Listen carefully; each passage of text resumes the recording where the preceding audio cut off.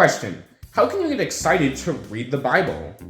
It's common for people, both new to reading the Bible and for those who have read the Bible daily for years, to start to feel like reading the Bible has become a bit of a chore, something that you wouldn't do if you didn't have to do it.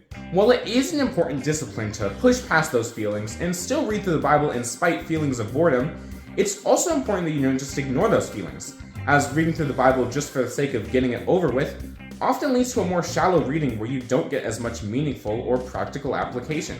So how do we combat these feelings when you can't just get rid of them? Well, there are a few strategies you can implement to make reading the Bible more interesting. Maybe you can start by viewing reading the Bible as less of a daily task that needs to get done, but rather as a moment to grow closer to God and hear directly from Him. The Bible is often described as God's love letter to humanity, so reading it through that lens might make it seem like less of a task that needs to be accomplished, but more as a relationship in which to engage. Another thing you can do is change the method in which you read the Bible. Maybe try a new translation if one of them is too tiresome or difficult for you to read. Or read a different book of the Bible if one particular book isn't capturing as much of your interest at that current time. Maybe you choose to break up reading throughout the day, reading a passage or section every few hours, rather than reading it all in one sitting.